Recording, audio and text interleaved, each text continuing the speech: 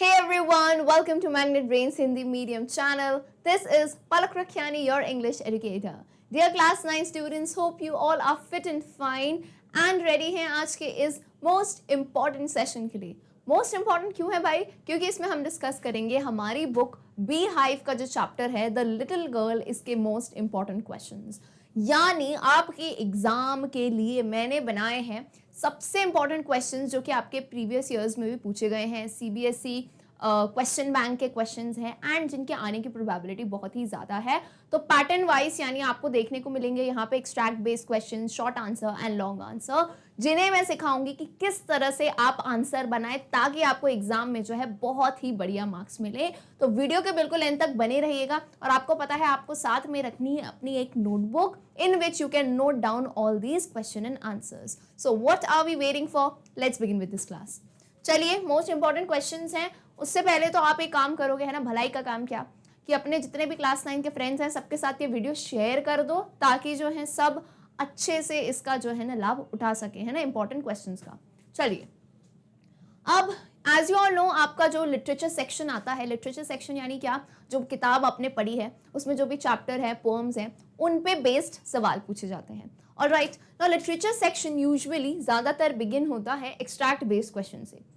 Extract based questions में सबसे पहले तो समझ जाओ एक्सट्रैक्ट का मतलब क्या है. जिसे पता है वेरी गुड, जिसे नहीं पता है, एक्सट्रैक्ट यानी क्या, आपने लिटरेचर में बेटा जो भी चैप्टर पढ़ा हो या जो भी पोएम पढ़ी हो, है ना, एक्सट्रैक्ट में क्या करते हैं, ये आपके चैप्टर का कोई भी एक पैराग्राफ या आपकी पोएम का कोई भी एक स्टैंजा उठा के आपके सामने डाल देते हैं. क्लियरली वो पूरा पैराग्राफ यहाँ लिख देते हैं.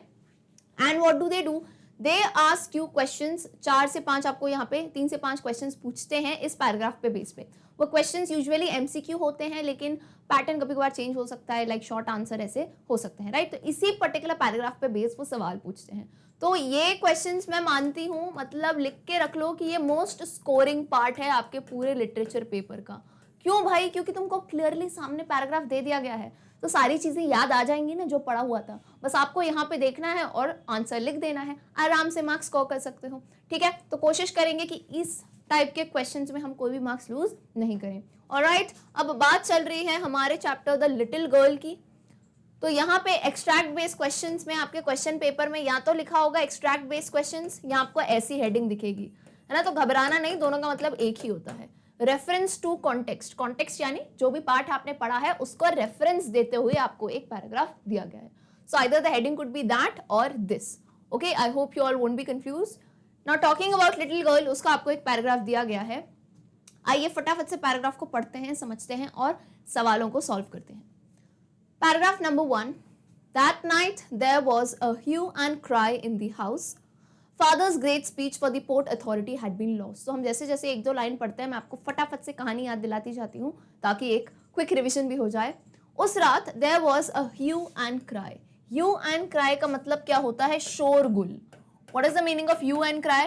शोरगुल, यू नो, चिल्ला चोट हो रही थी उस रात घर में ना. किस घर की बात हो रही है यहाँ पे? हमारी स्टोरी की मेन कैरेक्टर कौन थी? केजिया, है ना. केजिया वो छोटी लड़की है, उसके घर में उस रात बहुत शोरगुल हो रहा था. Father's great speech for the port authority had been lost. और उसके जो पापा हैं उनका एक भाषण था जो वो पोर्ट अथॉरिटी में देने वाले थे. It was a very important भाषण और वो जिस स्पीच जिस पेपर में लिखी थी वो पेपर गुम हो गए थे. रूम्स वर सर्च्ड, सर्वेंट्स क्वेश्चन, यानी हर रूम की तलाशी ले ली थी कि कहाँ है वो पेपर. सर्वेंट्स क्वेश्चंस, और घर में जितने भी नौकर थे जो काम करते थे सबसे पूछ लिया कि क्या आपने किसी ने उन पेपर्स को कहीं देखा है.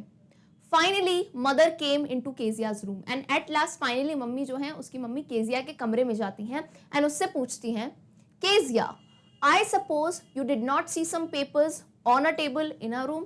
तो मम्मी पूछती है, केजिया मैं ये समझ सकती हूँ कि क्या तुमने हमारे रूम में कोई पेपर्स तो नहीं देखे थे. यू नो, होता है ना, घर के सभी सदस्यों से पूछते हैं, सबसे पूछ लिया, फिर फाइनली छोटी बच्ची से जाके पूछ रही है वो. फिर केजिया कहती है, ओ यस शी सेड, कहती है हाँ मैंने देखे थे. फिर आगे केजिया कहती है, I tore them up for my surprise. वो बताती है कि उन कागजों को तो मैंने टोर वर्ड किसका पास्ट टेंस होता है? टीयर का, जिसका मतलब क्या होता है? फाड़ना. ये आंसू वाला टीयर नहीं है, ये फाड़ने वाला टीयर है, किसी चीज को फाड़ देना. सो वो कहती है, yes I tore them for my surprise, यानी वो पापा के लिए एक सरप्राइज बना रही थी पिन कुशन गिफ्ट, है ना, एक कुशन बना रही थी, तो उस कुशन में भरने के लिए उसने उस कागजों को फाड़ दिया था। तो मम्मी इतनी जो है ना शॉक में वो चिल्लाती हैं, व्हाट, स्क्रीम्ड मदर, स्क्रीम्ड यानी चिल्लाना, come straight down to the dining room this instant, कहती है सीधे नीचे चलो मेरे ड्राइंग रूम में मेरे साथ अभी, ड्राइंग नहीं डाइनिंग रूम में, यानी सीधे अभी का मतलब क्या हुआ, अभी के अभी, दिस इंस्टेंट यानी अपन, मम्मी कुछ बोलती है ना जब अपन कुछ गलत कर लेते हैं तो गुस्से में कहती है कि अभी के अभी नीचे चलो मेरे साथ डाइनिंग रूम में, उसकी मम्मी उसको गुस्सा करने लगी। And she was dragged down to where father was pacing to and fro hands behind his back. Dragged down का मतलब क्या होता है, घसीटते हुए। अच्छा, घसीटते हुए क्यों, आपने देखा होगा छोटे बच्चे है ना जिद करते हैं, अपन भी करते थे बचपन में, स्कूल नहीं जाना, ये नहीं करना है, तो क्या करते थे, मम्मी पापा घसीटते हुए लेके जाते थे स्कूल तक, है ना, चलो चलो। तो वैसे ही वो भी अब डर गई थी तो नीचे नहीं आ रही थी, तो मम्मी उसे घसीटते हुए कहाँ ले गई, पापा के पास, है ना, क्योंकि पापा की स्पीच घुमा दी थी। Where father was pacing, pacing का मतलब क्या होता है, स्पीड यानी चलना, है ना, पेस करना यानी चलना। कैसे चल रहे थे, यहाँ पे आपका एक फिजिक्स का मोशन लिखा गया है, to and fro. To and fro motion देखा है फिजिक्स में, जैसे पेंडुलम घड़ी होती है, पेंडुलम, पुराने ज़माने की घड़ियाँ देखी हैं, उनमें ऐसे एक नीचे लटका रहता है ना, पेंडुलम कहते हैं इसे।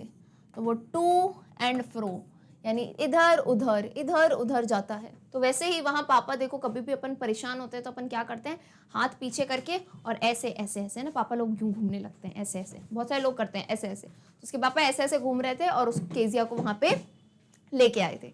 ठीक है, तो आई होप पूरा पैराग्राफ याद आ गया होगा, तो सवाल के जवाब देने में दिक्कत नहीं आएगी। आते हैं हम अपने पहले सवाल पे। एंड एक चीज़ और बता दूं, जिसको देखते ही आंसर आ जाता है वो कमेंट सेक्शन में ज़रूर बताइए, और जिन्हें आंसर नहीं आता है डोंट वरी, मैं आपको एक्सप्लेन करूंगी। ठीक है, number 1 is an important question. Select the option that captures the application of the phrase hue and cry as used in the extract. इस टाइप के क्वेश्चंस भी काफ़ी पूछे जाते हैं एंड कुछ स्टूडेंट्स को समझ नहीं आते हैं, लेकिन डोंट वरी, आज आपकी इस दुविधा का समाधान मैं लाई हूँ। देखो, आपने पीछे एक पैराग्राफ में वर्ड देखा था, एक फ्रेज देखा था, ह्यू एंड क्राई।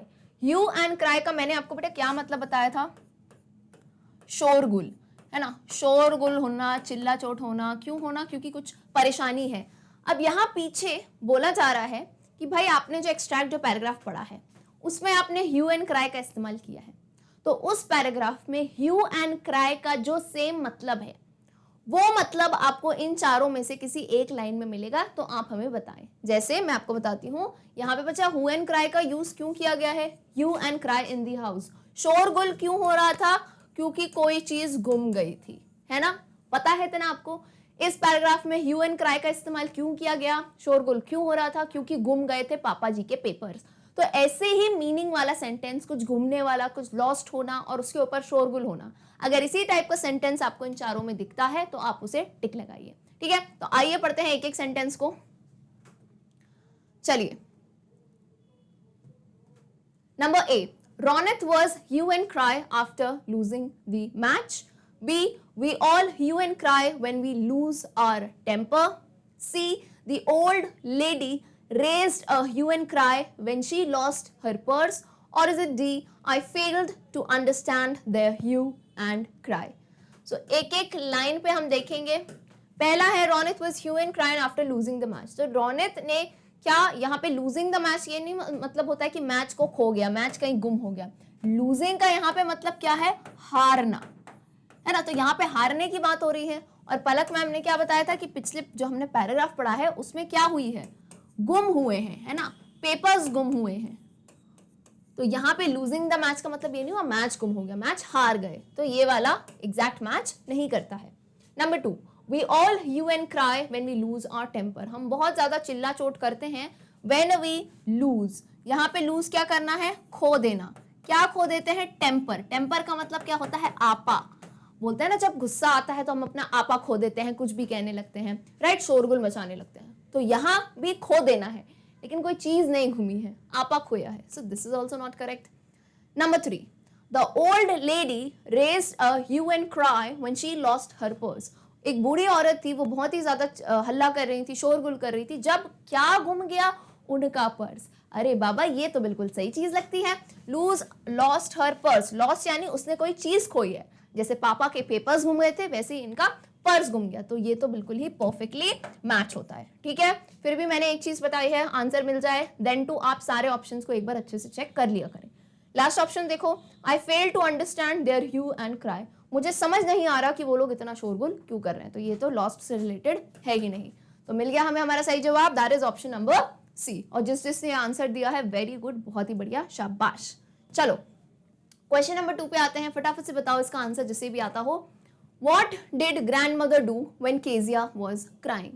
जब केजिया रो रही थी तब ग्रैंडमदर ने क्या किया? तो ये बात एक्चुअली इस पैराग्राफ के बाद की ही बात है, यानी उसी से रिलेटेड बात की गई है। अच्छा, केजिया क्यों रो रही थी? क्योंकि भाई पापा को पता चल गया कि इसने पन्ने फाड़ दिए, तो पापा ने क्या किया, केजिया को मार लगाई एक रूलर से, यानी एक स्केल से। जाहिर सी बात है, मार लगाई तो वह क्या करेगी, रोएगी। रोते रोते किसके गई है, पोती किसके पास जाएगी, दादी। दादा दादी तो है ना, होते ही हैं कि हमें हर चीज से बचा ले, राइट। पापा ने डांट लगाई, मम्मी ने डांट लगाई, तो बचा लेते हैं। तो सिमिलरली वो दादी माँ के पास गई, तो उसकी दादी माँ ने क्या किया, है ना। A, she wrapped her in a shawl. B, she rocked her in the rocking chair. C, both A and B, और is it D, she told her stories. यानी दादी माँ ने उसे रैप करना क्या होता है, मतलब जैसे होती है छोटे बच्चों को डर लगता है या ठंड लगती है, तो शॉल के अंदर ऐसे अपन उनको रख लेते हैं ताकि उन्हें गर्माहट फील हो, तो रैप कर लेना, कवर कर लेना। रॉक्ड हर इन दी रॉकिंग चेयर, रॉकिंग चेयर अगर किसी के घर में हो या आपने टीवी मूवीज में देखी होगी, ऐसी चेयर जिसपे यू नो ओल्ड पीपल बैठते हैं और वो चेयर यूं यूं यूं यूं रॉक करती है, यानी ऐसे ऐसे हिलती है टू एंड फ्रो। तो रॉकिंग चेयर पे उसको बिठाया एंड उसको ऐसे ऐसे धीरे झूला झुला रही थी, या दोनों चीजें। तो मैं आपको बता दूं क्लियरली दादी माँ ने दोनों चीजें की थी। पहले तो उसको शॉल में रैप कर लिया ताकि यू नो बच्चा रो रहा है तो उसको एक गर्माहट फील हो, एंड वो रॉकिंग चेयर पे उसको रॉक कर रही थी इंदी आगे पीछे से झुला रही थी, ये चुप हो जाओ बेटा, यू नो चुप करने के लिए अपन बच्चे को ऐसे करते हैं ना, झुलाते हैं, तो सेम चीज वो कर रही थी। सो करेक्ट आंसर क्या होगा, option C, both A and B. Alright, चलिए फटाफट से moving to question number 3। Question number 3 समझने जैसा है, इसमें जो जल्दबाजी करता है वो गलत करके आता है। देखिए मैं आपको क्लियरली बता दूं, आपका क्वेश्चन यहां तक है एंड आपके ऑप्शंस यहां पे हैं। Usually students tend to confuse this, उन्हें लगता है कि यही मेरे को टिक करके आना है, और मैंने बहुत महारती देखे हैं जो यहाँ टिक करके आते हैं। बेटा ध्यान से देखा करो, आपका पूरा क्वेश्चन ये है और ऑप्शंस ये हैं ABCD।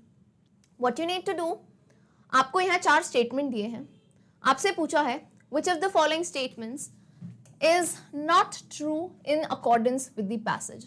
not true का मतलब क्या है, आपको false statement बताने हैं। not true का मतलब क्या है, एग्जाम में सही में ना ऐसे डैश लगा लिया करो, not true पूछा है, नहीं तो होता क्या है सवाल पढ़ते हो याद ही नहीं है कि भाई ट्रू पूछा था कि फॉल्स, तो नॉट ट्रू यानी फॉल्स, तुमको गलत स्टेटमेंट बताना है पैसेज के अकॉर्डिंग। 4 स्टेटमेंट है, ठीक है, जो तुमको पेयर लगे, एक लगे, फिर यहाँ पे आपको ABCD टिक करना है, ठीक है। यही टिक करके मत आ जाना, जैसे मान लो किसी को दूसरा स्टेटमेंट लग रहा है, यही टिक कर आ गए, नहीं मार्क्स मिलेंगे। ABCD ये ऑप्शन है, यहां से आपको टिक करना है, ठीक है।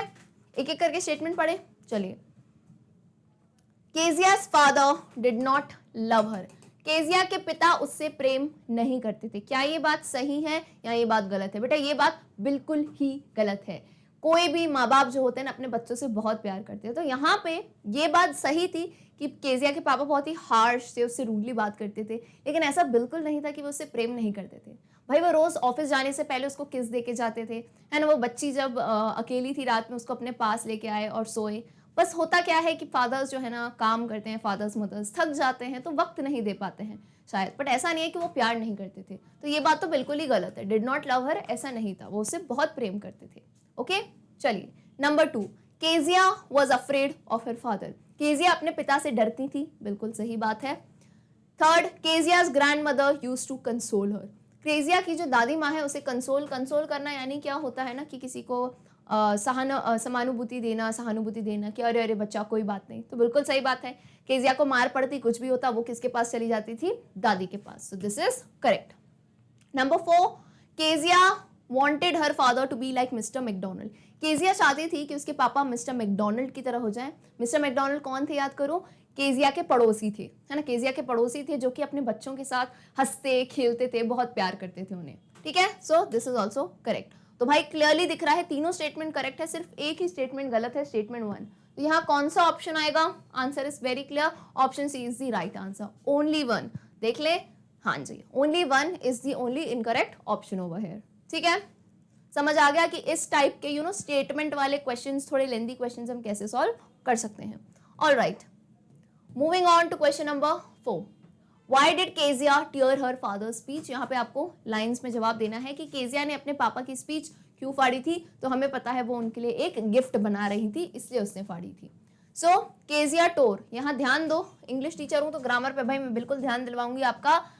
देखो बच्चा, आपको क्वेश्चन में क्या दिया है, टीयर, ये क्या है, प्रेजेंट टेंस में। But always remember when you are writing the answer, तो आप उस वर्ब को पास्ट टेंस में बदलेंगे। क्या बोला मैंने, आप उस वर्ब को पास्ट टेंस में बदलेंगे। तो यहाँ पे मैं केजिया टीयर नहीं लिखूंगी, मैंने क्या लिखा है आंसर में, Kezia tour.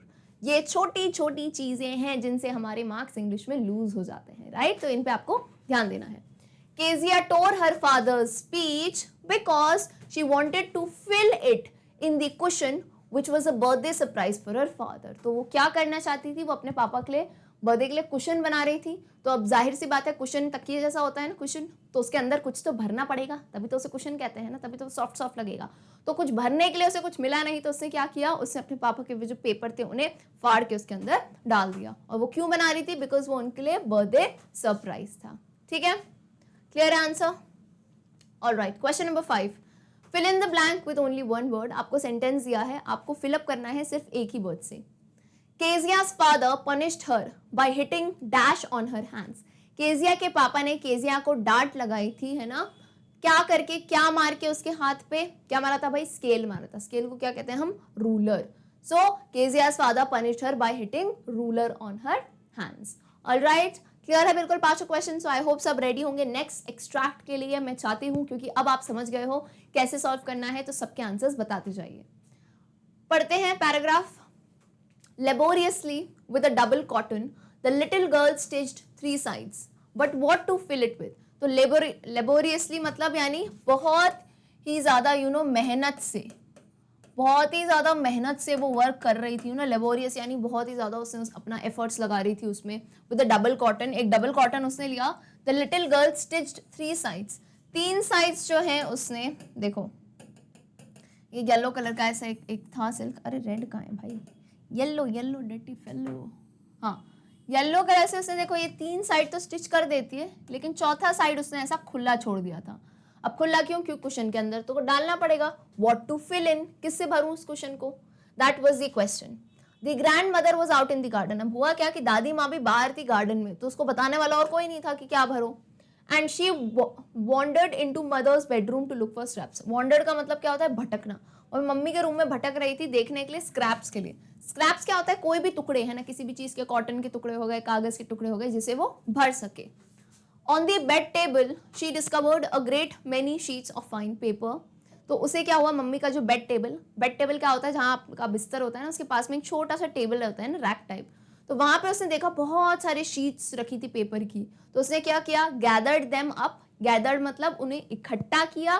Tour them into tiny pieces and stuffed in her case. उन्हें छोटे छोटे टुकड़ों में फाड़ दिया। And stuffed in her case, ये जो केस बनाया था इसमें इसने स्टफिंग कर दी, अंदर डाल दिया। और स्टफिंग करने के बाद इसने क्या किया, उसको जो है बढ़िया से sued up the 4th side, and यहाँ से उसने सिलाई लगा दी। तो उसका जो है ना एक प्रॉपर जो है ना कुशन बन चुका था ऑलरेडी। ठीक है, क्लियर हुए, पैराग्राफ समझ आए। अब हम आते हैं हमारे अगले सवाल पे। Number 1, why was Kezia searching for scraps. Kezia जो है स्क्रैप्स के लिए क्यों ढूंढ रही थी। स्क्रैप्स मैंने आपको बताया ना, जो ऐसे ऐसे चूरे चूरे, किसी भी चीज़ का कोई भी काम की चीज़ नहीं हो, जो स्क्रैप्स कहते हैं उसे। So A for arts and craft, क्योंकि उसे आर्ट एंड क्राफ्ट का कोई काम करना था। B to complete her arts homework, कि उसको स्कूल में कोई आर्ट्स का होमवर्क मिला होगा तो वो कंप्लीट करना चाहती थी। C to fill up the pin cushion, pin cushion के अंदर भरने के लिए चाहिए था। या D to make a present for her father, अपने पापा के लिए प्रेजेंट बनाने के लिए वो ये करना चाहती थी। अब इस सवाल में है एक ट्रिकी सी बात, और मैं देखती हूँ इसका जवाब कौन दे पाएगा। और ऐसे सवाल पूछे जाते हैं पर्पसली, मैंने जो है यहाँ पे एक ट्रिकी सवाल रखा है। ट्रिकी क्यों भाई, ये ट्रिकी उन्हीं को ही लगेगा जिनको आता है ना चैप्टर। क्यों, क्योंकि यहाँ पे 2 ऐसे ऑप्शंस हैं जो कि कोलाइड कर रहे हैं, आपस में टकरा रहे हैं। कोलाइड यानी टकरा रहे हैं। कौन से 2 ऑप्शन भाई मैम, ए और बी तो हटा दो, क्राफ्ट्स वाली तो बात नहीं थी। अब बात कुछ यूं थी कि केजिया जी बना रही थी अपने पिताजी के लिए एक प्रेजेंट, ठीक है। वो स्क्रैप्स क्यों ढूंढ रही थी? स्क्रैप्स ढूंढने का मेन रीजन क्या था? एमसीक्यूज में आप एक चीज को अपने दिलो दिमाग में बिठा लो कि you have to give the most correct answer. मतलब मोस्ट करेक्ट का मतलब क्या हुआ? वो चीज जो 100% परफेक्ट बैठे, उसको आपको आंसर देना है। अब यहां पे जनता कहेगी कि मैम ऑप्शन डी में लिखा है to make a present for her father, बात तो ये भी सही है। लेकिन सी पढ़ो to fill the pin cushion, बात तो ये भी सही है। पर इन दोनों बातों में से ऐसी कौन सी बात है जो इस पर्टिकुलर क्वेश्चन के लिए 100% करेक्ट बैठ रही है? मुझे पता है वो पापा के लिए प्रेजेंट बना रही थी, लेकिन वो स्क्रैप्स किस लिए इकट्ठा कर रही थी? स्क्रैप्स इकट्ठा करने की वजह क्या थी? क्योंकि हमें पता है कि उसको कुशन के अंदर कुछ भरना था।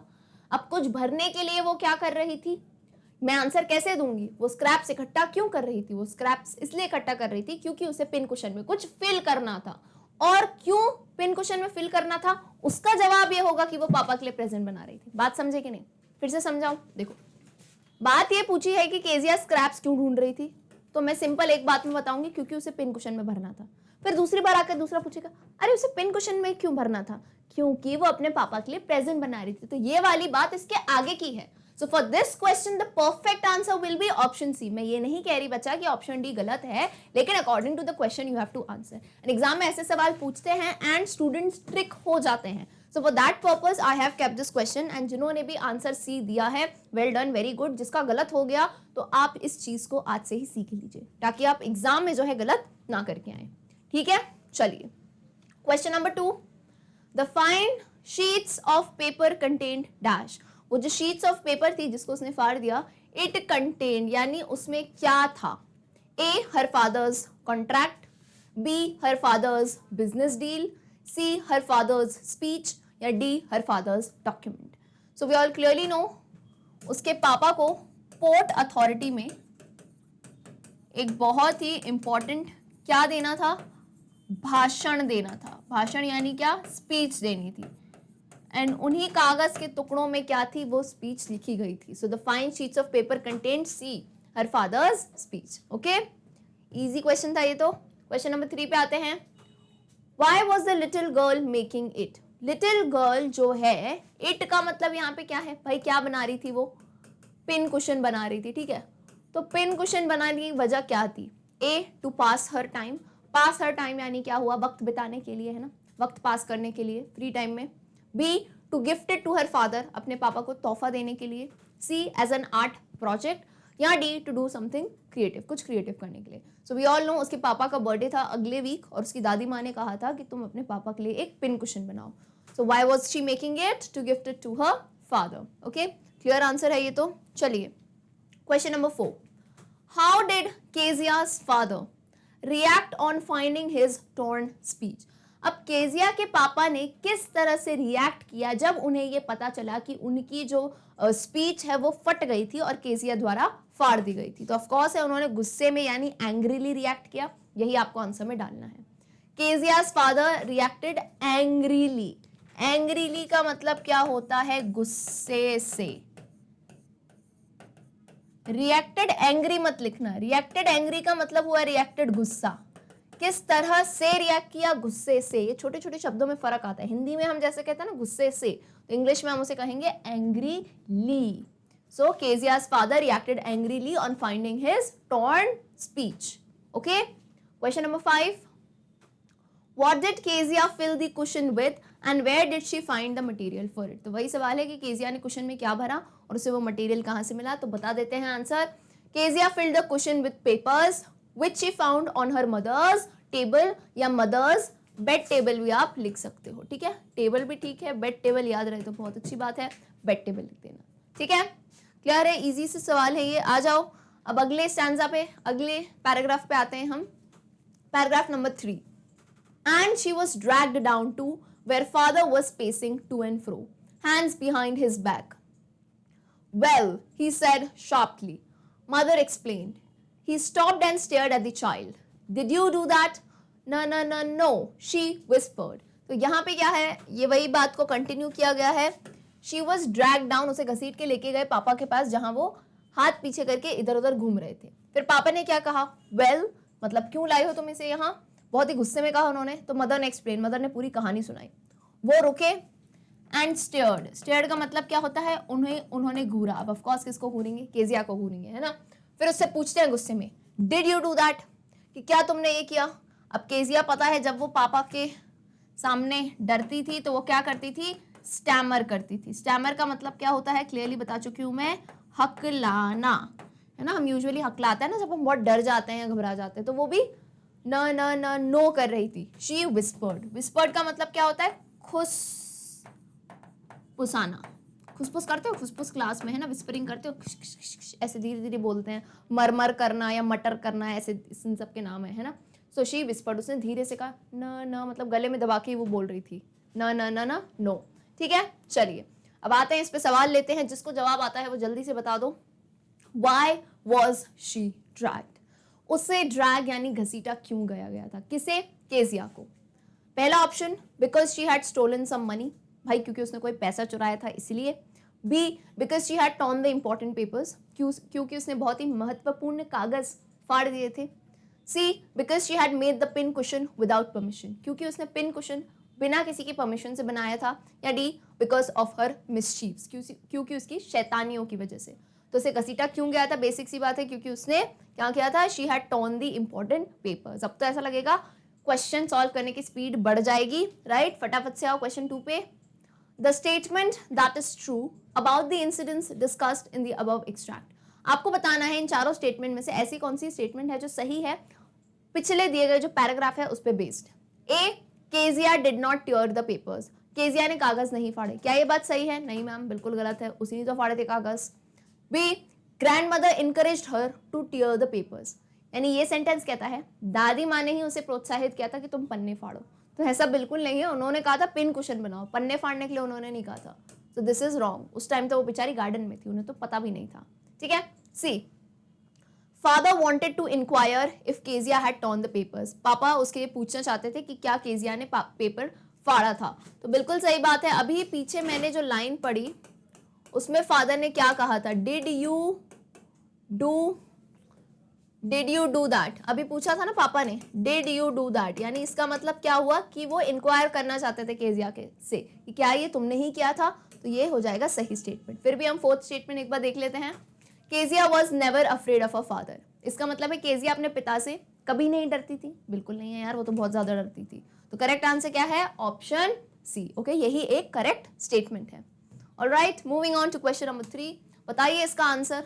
अच्छा क्वेश्चन है, इसका मैं चाहती हूँ आंसर सब बताओ। वोकैबुलरी पे बेस्ड क्वेश्चन है ना, वोकैब पे बेस्ड क्वेश्चन है। Which word does whispered not correspond to, सवाल समझिएगा, जल्दबाजी नहीं करनी है। यहां कहा गया है इन चारों शब्दों में से ऐसा कौन सा शब्द है जो विस्पर्ड शब्द से करस्पॉन्ड नहीं करता है। इतना धीरे धीरे मैं क्यों कह रही थी, क्या कि समझ जाओ बात को। विस्पर्ड शब्द से करस्पॉन्ड नहीं करता है मेरे बेटा। करस्पॉन्ड का मतलब क्या होता है, नॉट करस्पॉन्ड टू मतलब क्या कि उसका मीनिंग ऑपोजिट होगा। नॉट करस्पॉन्ड यानी उसके साथ मेल नहीं खाता है। यानी तुमको बताना है कि इन चारों में से विस्पर्ड का ऑपोजिट वर्ड कौन सा है। ऑपोजिट मतलब समझते हो, विलोम शब्द, है ना। ऑपोजिट शब्द कौन सा है, तो पढ़ो भाई चारों शब्द, जिसको आंसर आता है जल्दी से बता दो। ए, मम्बल, बी, मर्मर, सी, शाउट, या डी, मटर। खाने वाला मटर नहीं है ये, है ना, हिंदी वाला मटर नहीं है, इंग्लिश वाला मटर है, MUTTER, mutter. So which word whispered does not correspond to. अब उससे पहले बेटा पहला तो दिमाग लगाओ, तुमको विस्पर्ड का मीनिंग पता होना चाहिए, जो कि अभी मैंने बताया। विस्पर का मतलब होता है धीरे धीरे बोलना, है ना, धीरे धीरे बोलना या फिर खुसफुसाना, है ना, कानाफूसी जिसे कहते हैं, विस्पर करना। तो अब आपको मैं क्लियरली बता दूं, ये तीनों शब्द मम्बल, मरमर, मटर, इन तीनों का मतलब होता है विस्पर करना। आपने कभी अपने टीचर को अगर सुना हो, कहते हैं स्टॉप मर्मरिंग या स्टॉप मटरिंग, इसका मतलब होता है ये खुसफुस खुसफुस करना बंद करो। एंड क्लियरली अगर तुमको इन तीनों के बारे में नहीं भी पता हो ना, तो इतना तो सबको पता है शाउट का मतलब क्या होता है ना। इन तीनों के बारे में चलो नहीं भी पता हो, शाउट का मतलब तो पता है ना यार, चिल्लाना होता है। विस्पर करना यानी धीरे धीरे बोलना, शाउट का मतलब चिल्लाना। हो कि गए, अपोजिट हुए कि नहीं। तो क्लियरली सी मार्क करके आना। चलो मानती हूँ मैं तीनों में से शायद तीनों नहीं आते हो, मैम मम्बल नहीं पता है, मरमर नहीं पता है, लेकिन शाउट तो पता होगा सबको। क्लियर है? सो which word does whisper not correspond to, that is shout। And जिसने ये आंसर दिया है वेरी गुड, वेल डन। आगे आते हैं क्वेश्चन नंबर 4 पे। What was the mother trying to explain to the father? Mother father को क्या एक्सप्लेन करना चाह रही थी? तो ऑफ कोर्स वो जब नीचे आई तो वो पूरी बात बता रही थी कि केजिया ने क्या किया, कैसे पन्ने फाड़े, क्यों पन्ने फाड़े, so on and so fourth. तो इसी बात को आप यहाँ पुट कर दोगे। The mother was trying to explain to the father that Kezia tore the papers to fill in the pin cushion। उन्होंने क्या बताया कि केजिया ने पन्ने क्यों फाड़े, अपने पिन कुशन में भरने के लिए। ठीक है, चलिए अगला सवाल, question 5। What was the father doing when Kezia was brought to him? Father तब क्या कर रहे थे जब केजिया को उनके पास लाया घसीट के? तब मैंने क्लियरली बताया था हाथ कहाँ है, पीछे है ना, और आगे पीछे वो चल रहे थे। तो क्या लिखोगे? He was pacing to and fro। Exact जो आपके पैराग्राफ में लिखा है वही लाइन लिख दो, कोई दिक्कत नहीं है। He was pacing to and fro angrily when Kezia was brought before him। brought before him मतलब उनके सामने जब उसे पेश किया गया था। ठीक है, चलिए आते हैं फटाफट से हमारे अगले एक्सट्रैक्ट पे। The McDonald's lived next door। McDonald's lived next door का मतलब क्या होता है? अगला दरवाजा नहीं, ये दरवाजा गए वहां, अगला दरवाजा से बेसिकली मतलब है पड़ोस में, है ना, उनके पड़ोसी थे मैकडोनल्ड्स। दे हैड 5 चिल्ड्रन, 5 बच्चे थे उनके। Looking through a gap in the fence. Fence सबको समझ आती है ना, घरों के बीच में ऐसे होती है ना डिवीजन, फेंस टाइप कहते हैं इसे, है ना। तो फेंस के थ्रू यहाँ एक फेंस बनी हुई थी, वहां पे थोड़ा गैप था, तो वहां से जो है लिटिल गर्ल यानी कौन? केजिया, ये देख रही थी। She saw them playing tag in the evening। वो टैग यानी पकड़म पकड़ाई खेल रहे थे शाम में, पापा और अपने बच्चों के साथ। The father with the baby Mao on his shoulders, यानी उस पापा के कंधे पे एक बच्चा था छोटा सा, माओ उनका। 2 little girls hanging on his coat pockets, 2 छोटी बच्चियां उनके कोट की पॉकेट पे लटक रही थी। Around the flower beds shaking with laughter। Around the flower beds यानी जहाँ फूल वगैरह थे, है ना, फुलवारी कहते हैं ना, वहां पे थे। शेकिंग विद लाफ्टर यानी हंस रहे थे, खेल रहे थे, बिल्कुल ही है ना, मजे का माहौल चल रहा था, फन लविंग माहौल चल रहा था। वंस, अब वो फिर एक चीज वो याद करती है कि once she saw the boys, एक बार उसने देखा उनके जो 2 लड़के थे ना, दे turn the hose on him and he tried to catch them laughing all the time. Hose क्या होता है बेटा? आपने पाइप देखा है, पाइप है ना, पाइप से पानी डालते हैं प्लांट्स वगैरह में।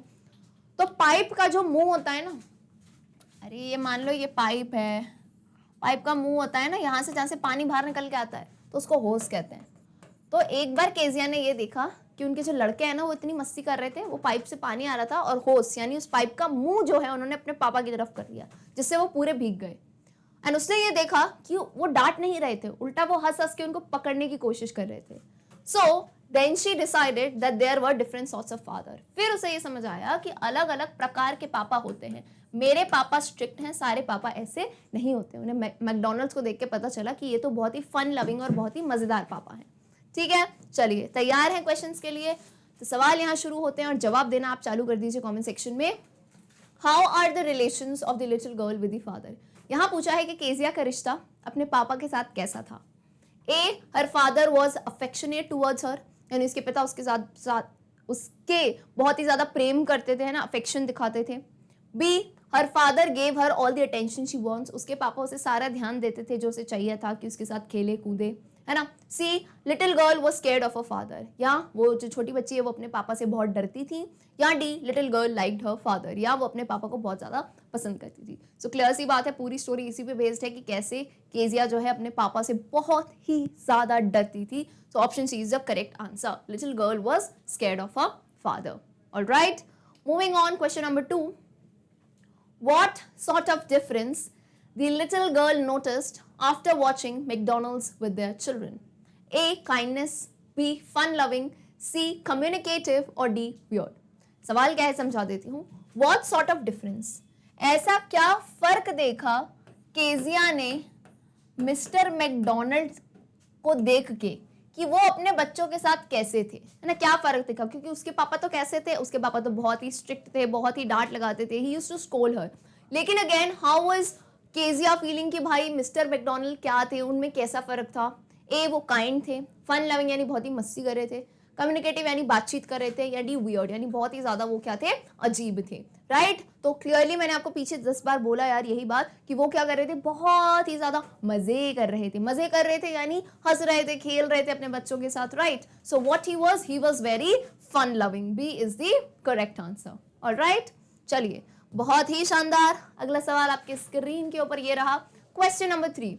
अब क्वेश्चन नंबर 3 वही स्टेटमेंट वाला है, तो मुझे लगता है इसमें गलती नहीं करोगे। क्या है सवाल, choose the option that lists the set of statements that are not true according to the given extract। यानी आपने जो एक्सट्रैक्ट पढ़ा है उसके अकॉर्डिंग ऐसी कौन सी स्टेटमेंट है जो नॉट ट्रू है। बच्चा नॉट ट्रू का उल्टा मीनिंग क्या होता है, फॉल्स, मतलब तुमको फॉल्स स्टेटमेंट बतानी है, ठीक है। 6 स्टेटमेंट दी गई है, फटाफट से पढ़ो। पहला है little girl was afraid of her father, बच्ची अपने पिताजी से डरती थी, बिल्कुल सही बात, नो बकवास। चलो, little girl did not want to stay with her father, अपने पापा के साथ रहना ही नहीं चाहती थी, वो तो ये कहती थी कि फादर्स बनाए ही क्यों हैं, तो ये भी सही बात है। Little girl always admired her father for his good behaviour, वो हमेशा अपने पापा की सराहना करती थी उनके अच्छे बर्ताव के लिए, तो ऐसा बिल्कुल नहीं है, दिस इज फॉल्स, ये क्रॉस हो गया। Fourth, little girl wanted her father to be like Macdonald's father, वो चाहती थी वो जो मैकडोनल्ड है ना उनके जैसे पापा हैं वैसे मेरे पापा बन जाए, तो ये सही बात है। 5, her father was a fun loving person, बिल्कुल भी नहीं यार, बहुत खड़ूस थे उसके पापा तो he was not a fun loving person। and 6, both father and daughter had a strong bond as they shared everything, दोनों का बहुत ही strong bond था, तो ऐसा नहीं है। तो अब मुझे बताओ बेटा, आपको false वाले स्टेटमेंट बताने हैं, तो कौन से स्टेटमेंट दिख रहे हैं आपको क्लियरली false, मुझे दिख रहा है 3, 5th और 6th, तो देख लो इन ऑप्शंस में कहीं ऐसा ट्रिपलेट है, क्लियरली ऑप्शन सी दिख रहा है 3, 5 एंड 6, और ये होगा आपका बिल्कुल करेक्ट आंसर, क्लियर है। चलिए फटाफट देखते हैं question number 4। What did Kezia infer after watching the McDonald's play together? Kezia ने ऐसा क्या, अच्छा इन्फर करने का मतलब क्या होता है, ऐसी सोच बना लेना, मतलब उसने क्या कंक्लूजन निकाला, किसको देखने के बाद, मिस्टर मैकडोनल्ड को देखने के बाद। तो बेटा उसने क्या कंक्लूजन निकाला था, उसने देखा यार ये तो हंस खेल रहे हैं, तो उसको ये पता चला कि पापा भी जो फादर्स भी होते हैं ना वो अलग अलग प्रकार के होते हैं, काइंड्स के होते हैं, मेरे वाले स्ट्रिक्ट है लेकिन मिस्टर मैकडोनल्ड तो बहुत ही मजेदार है, ठीक है। So what will be the answer, Kezia inferred that there were different kinds of fathers when she saw the McDonald's playing together। अब ग्रामर की बात फिर से बता दूं, इन्फर देखो बेटा क्या है, प्रेजेंट टेंस में है, तो यहाँ पे अपन क्या कर देंगे आंसर में, पास्ट टेंस में, ठीक है। छोटी छोटी चीजें याद रखेंगे।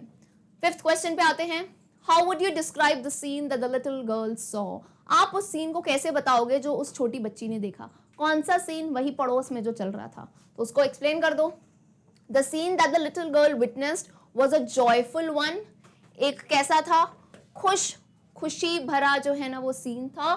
Filled with, किससे भरा हुआ था, हंसियों से और मुस्कुराहट से, क्योंकि मिस्टर मैकडोनल्ड अपने जो है 5 बच्चों के साथ खेलते कूदते बहुत ज्यादा हंस रहे थे, उन्हें डांट नहीं रहे थे, मतलब एक बहुत ही ज्यादा लाइट सा माहौल था। Moving on to the next extract, number 5 पे आते हैं। What's the matter? What are you looking so wretched about? अब यहाँ पे जो है, जो उनके फादर थे वो पूछते हैं What's the matter? क्या हो गया? What are you looking so wretched about? तो यहाँ पे यू किसे कह रहे हैं, वो केजिया से कहते हैं कि भाई तुम इतनी हैरान परेशान और जीवन में इतनी दुखी सी क्यों दिख रही हो। फिर वो कहते हैं Mother, I wish you taught this child not to appear on the brink of suicide। यानी वो कहते हैं कि माता जी, मतलब केजिया की माँ, मैं उम्मीद करता हूँ तुमने इस बच्ची को, इस बच्ची यानी ऐसा कहते हैं ना कि फादर लोग यहाँ यूजुअली जो वर्किंग होते हैं, मदर्स वर्किंग होती हैं, तो जो घर पे रहता है उसको ज़्यादा बोलते हैं कि मैं उम्मीद करता हूँ तुमने इसे सिखाया होगा not to appear on the brink of. Brink word का मतलब क्या होता है, कगार, यानी आत्महत्या की कगार पे ये नहीं आ जाए। This is just why he saying, क्योंकि क्या होता है ना, बच्चे जब बहुत ज़्यादा अकेले रहते हैं, दुखी में रहते हैं, तो वो कुछ भी कर लेते हैं, तो वो उसके फादर ये नहीं जानते थे कि वो उससे कितना डरती है, राइट। तो केजिया तो बहुत डरती थी, तो वो दुखी दुखी सी रहती थी। उसके पापा पूछते हैं कि मैं उम्मीद करता हूँ तुमने इसे बताया हो कि सुसाइड आत्महत्या की कगार पे नहीं जाए अगर ये ऐसे ही इतना दुखी और गुस्से में रहेगी। Here Kezia carry my tea cup back to the table carefully. और फिर वो कहते हैं केजिया इधर आओ, मेरा जो टी कप है यानी जिसमें चाय पीते हैं उसे ध्यान से जो है टेबल पे फिर से रख दो। He was so big, his hands and his neck, specially his mouth when he yawned। अब यहाँ पे केजिया अपने पापा का क्या देती है, फिजिकल अपीयरेंस। फिजिकल अपीयरेंस यानी वो कैसे दिखते थे, तो अब वो एक छोटी सी बच्ची थी तो उसके लिए वो कहती ही वाज सो बिग, वो इतने विशाल थे, उनके उनके हाथ और उनका गला, एंड स्पेशली उनका mouth when he yawned. Yawned का मतलब क्या होता है, जब आप उबासी लेते हो, राइट। तो ऐसा होता है ना, यूजुअली पापा वगैरह को देखा उबासी लेते हैं तो इतना बड़ा मुंह खोलते हैं ना, डर जाते हैं हम ही। So thinking about him alone was like thinking about a giant. तो यहाँ केजिया कहती हैं उनके बारे में सोचना इज लाइक में किसी जायंट। जायंट क्या होता है, एक बहुत ही बड़ा सा मॉन्स्टर टाइप होता है या दैत्य टाइप। तो बोलती है उनके बारे में सोचना ऐसा लगता था। ठीक है, याद आ गया पूरी लाइनें। चलिए पहले सवाल पे आओ। Select the option that correctly captures the usage of the word brink as used in the extract. तो इस टाइप के क्वेश्चंस में आपको बता चुकी हूँ कि आपने जो पैराग्राफ पढ़ा है उसमें ब्रिंक का जो मतलब यूज किया गया है ना, जैसे सेंटेंस में, वैसे ही आपको 4 सेंटेंस दे दिए गए हैं। आपको बताना है इसमें से ऐसा कौन सा एक सेंटेंस है जो बिल्कुल उसकी तरह मैच करता है मीनिंग। ठीक है, तो पहले तो भाई उसके लिए हमें क्या करना पड़ेगा, इधर पे ब्रिंक का मतलब कैसे यूज किया है। I wish you taught this child not to appear on the brink of suicide. तो यहाँ उसके पापा क्या कहते हैं, मैं उम्मीद करता हूँ तुमने इस बच्ची को सिखाया हो not to appear on the brink. तो इधर brink का मतलब है किसी भी चीज को करना, है ना। brink यानी उसकी कगार पे आ जाना, यानी आत्महत्या करने के बहुत ही ज्यादा नियर हो जाना, कगार पे आना है, किनारे पे आना। So let's read the sentences. Number 1. Did Sudha brink when she carried the heavy books? B. On the brink of midnight of 15th August, India attained freedom from the British. C. India was on the brink of losing the match when Sachin came to bat. And D. These days everything is available at the brink of a button. ठीक है, तो यहाँ पे brink हमें क्या बताना है, किसी भी चीज की कगार पे, और वो कैसी चीज हो। एक आप पीछे क्या था, ब्रिंक ऑफ सुसाइड, यानी मरने की कगार पे, आत्महत्या की कगार पे। तो यहाँ पे भी कगार क्या होना चाहिए, किसी भी चीज को जब हम नेगेटिव में ले जा रहे हैं ना, सुसाइड जैसे एक नेगेटिव चीज हो गई। सो अब मुझे बताओ इसमें से कौन सा सेंटेंस है चारों में से जो ऐसा नेगेटिव वाला ला रहा है। तो यहाँ पे देखो, India was on the brink of losing the match, यानी इंडिया बस मैच हारने की कगार पे ही था। हारना, losing is a negative word, right, है ना। तो हारने की जस्ट वो कगार पे था जब सचिन फिर बैटिंग करने बाद में आया। ठीक है, सो करेक्ट आंसर क्या है, ऑप्शन सी है, बिल्कुल राइट है। समझ गए क्लियरली। तो आपको ऐसा कोई भी वर्ड देंगे, आपको एक्सट्रैक्ट में उसका मीनिंग समझना है, एंड देन सिमिलर मीनिंग आपको इन सेंटेंसेस में बताना है। चलिए बहुत ही बढ़िया, सेकंड सवाल पे आओ। जिसको आंसर आता है वो बताते जाएं। The statement that is true regarding the person referred in the above extract as per Kezia is: A. Kezia was not attached to that person. B. He gave her appropriate attention. C. He did not pamper Kezia like grandmother does. D. Both A and C. So what is the question? Question says जो statement दिया है, ये जो आपको जिस इंसान के बारे में बात हो रही है, किस इंसान के बारे में, केजिया कह रही है ना, ही इज सो बिग। तो यहाँ ही में नाम नहीं लिखा है, लेकिन हमें पता है ये पर्सन कौन है, केजिया के फादर, है ना, अपने फादर की बात कर रही है वो। तो आपको बताना है इनसे रिलेटेड कौन से स्टेटमेंट ट्रू है यानी सही है। सो नंबर 1 स्टेटमेंट देखो, Kezia was not attach to that person, यानी केजिया अपने पिता के साथ बहुत ज्यादा उसके रिश्ते अच्छे नहीं थे। क्या ये बात सही है, बिल्कुल सही है। वो बहुत ज्यादा डरती थी उनसे, एंड वो बात करने से भी कतराती थी। ठीक है, statement B, he gave her appropriate attention, तो ऐसा नहीं है, वो उसे पूरा अटेंशन नहीं देते थे जो एक बच्ची चाहती थी, राइट, कि वो मेरे साथ खेले कूदे। So this is wrong. See, he did not pamper Kezia like her grandmother does, और वो केजिया को पैम्पर करना मतलब क्या होता है, जैसे छोटे बच्चे होते हैं उनसे हालचाल पूछना, उनको प्यार करना, है ना, लाड करना। तो वो ऐसा नहीं करते थे लाड, जैसा उसकी दादी माँ करती थी। सो ये बात भी बिल्कुल सही है। तो अगर ऑप्शन ए और C both are correct, then you will mark option D, that is both A and C. Okay, easy question था ये। तो चलिए क्वेश्चन नंबर 3 पे आते हैं। Which word does reg not correspond to? आपसे पूछा जा रहा है, रेज वर्ड अभी पीछे पैराग्राफ में दिया गया था, इन चारों वर्ड्स में से ऐसा कौन सा वर्ड है जिससे रेज करस्पॉन्ड बेटा नहीं करता है। नॉट वर्ड को ध्यान रखोगे, है ना, यानी उसका कैसा वर्ड होगा, वो ऑपोजिट वर्ड होगा। ऑब्वियस सी बात है, करस्पॉन्ड नहीं करेगा, यानी रेज का ऑपोजिट वर्ड, या फिर जिसे हम हिंदी में क्या कहते हैं, उसका विलोम शब्द बताओ, है ना, नॉट करस्पॉन्ड टू, उससे मेल नहीं खाता है। A depressed, B comforted, C distressed, या D hopeless. I want all of you to try this question, क्योंकि ये क्या है ना, वोकैबुलरी इन्हांसमेंट टाइप के क्वेश्चंस हैं, तो इस पे एक ट्राई तो बनता ही है ना। एंड बहुत ही ईजी मेथड है। मैं अगर आपको कहूँ ना, एलिमिनेशन मेथड जो मैंने आपको बताया था, कि वो ऑप्शन हटाते जाओ जो आपको 100% पता है कि भाई ये तो आंसर होगा ही नहीं, तो बचा क्या, वही आंसर होगा, राइट। तो अलग अलग मेथड से आप इन्हें सॉल्व कर सकते हो। एंड वोकैबुलरी के क्वेश्चन तो मैं हमेशा से कहती हूँ एलिमिनेशन मेथड ट्राई किया करो, बिकॉज आई नो शब्द जो हैं, शब्दकोश बहुत ही वास्ट होता है, राइट। तो मैं मानती हूँ हर वर्ड याद करना आसान नहीं है, लेकिन ट्रिक्स होती हैं। तो उम्मीद करती हूँ सबको आंसर समझ आ गया होगा। एक एक ऑप्शन पे आओ। Depressed, comforted, distressed, hopeless. आपने जब चारों ऑप्शन पढ़े, clearly you will be able to understand कि यहाँ पे भाई 3 वर्ड्स के मतलब काइंड ऑफ सेम है। कौन से 3 वर्ड्स? डिप्रेस्ड, डिप्रेस यानी बहुत ही ज़्यादा दुखी होना, है ना, अंधकार में रहना। डिस्ट्रेस का मतलब भी यही होता है, परेशानियां होना, बहुत ही ज़्यादा टेंशन होना। होपलेस का मतलब भी होता है कोई उम्मीद नहीं होना, परेशान होना। तो आप मुझे बताओ, तीनों वर्ड्स का मतलब तो सेम है, तो इन तीनों वर्ड्स का मतलब एक्चुअली रेज्ड से मैच करता है। And comforted is the word that is absolutely अब ऑपोजिट टू इट, ये इससे करस्पॉन्ड नहीं करता है। कंफर्टेड का मतलब क्या हुआ? आरामदायक रहना, किसी के साथ घुल मिल के रहना। एंड जब आप कंफर्ट में हो तो आप खुश होते हो, ठीक है। तो इन 3 वर्ड्स का मीनिंग सेम है, इसका अलग जाता है। So reach does not correspond to comforted. And paragraph के हिसाब से भी मैं बात करूं तो यहाँ देखो, यहाँ जो है उन्होंने कहा था why are you looking so raised about. तो यहाँ रेज्ड का मतलब वही था कि तुम इतनी दुखी, इतनी टेंशन में और परेशान क्यों दिख रही हो। ऑलराइट, चलिए आते हैं क्वेश्चन 4 पे। Complete the analogy by selecting the suitable word from the text. Now these are one of the most favourite kind of questions, मुझे बड़ा मजा आता है इन सवाल में। एनालॉजी में क्या होता है देखो, पहले भी बता चुकी हूँ, यहाँ पे आपको सिर्फ कंसिडर करियो, मैथ्स नहीं चल रही, घबराना नहीं। एक वर्ड है ए, ऐसे कोलन लगा के दिया है दूसरा वर्ड बी, फिर डबल कोलन लगा के आपको एक वर्ड दिया है सी, एंड देन करके एक डैश दिया रहता है जनरली। अब इस पैटर्न में क्या है भाई, आपको ए और बी के बीच में रिश्ता निकालना है। ये रिश्ता क्या कहलाता है? मैम कौन सा रिश्ता? ताऊ जी का रिश्ता, भतीजे का रिश्ता। अब इंग्लिश में तो कैसे रिश्ते होंगे, यानी या तो फिर ये एक दूसरे के सिनोनिम हो सकते हैं, पर्यायवाची शब्द हो सकते हैं, या एंटोनिम हो सकते हैं, राइट, या और भी कोई XYZ आप रिश्ते इसमें स्टैब्लिश कर सकते हैं, ठीक है। अब इनके बीच में जो भी रिश्ता निकलता है, बात ध्यान से सुनना। मान लो फॉर एग्जांपल ये दोनों शब्द जो हैं एक दूसरे के पर्यायवाची हैं, और आपको जो सी शब्द दिया है, बोलो मैम यहाँ हमसे क्या एक्सपेक्ट करते हैं कि हम डैश में क्या फिल करें। तो बेटा ध्यान से सुनो, ए और बी के बीच में जो रिश्ता है ना, आपको क्या करना है, अगर मान लो ये दोनों सिनोनिम है, ये पर्यायवाची है, तो आपको सिंपल कुछ नहीं करना है, सी वर्ड है ना, सी वर्ड, उसका भी पर्यायवाची ढूंढ के यहाँ पे ला देना है। ढूंढ के कहाँ से ढूंढोगे? तो जनरली आपको जो पैराग्राफ दिया है, एक्सट्रैक्ट दिया है, उसमें से ढूंढना होता है। नहीं दिया तो आप अपने मन से लिख सकते हो। वैसे तो यूजुअली पैराग्राफ देखो ना फ्रॉम द टेक्स्ट, तो पीछे जो तुमने देखा था उसमें से बता दो, ठीक है। क्लियर हुई बात? तो फॉर एग्जाम्पल अब ये देखो वर्ड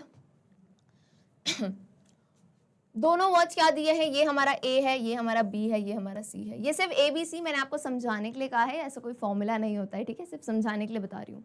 ए और बी, इशू और मैटर। इशू और मैटर वर्ड्स के बीच में क्या रिश्ता है? जैसे अपन कहते हैं ना कि भाई कोई इशू हो गया है क्या, यानी कोई प्रॉब्लम हो गई है। और मैटर का मतलब भी वो होता है क्या मैटर हो गया है ना, क्या बात है। तो इशू और matter kind of same words नहीं लगते, तो which means what is the रिश्ता between these two are synonyms, है ना, ये पर्यायवाची है।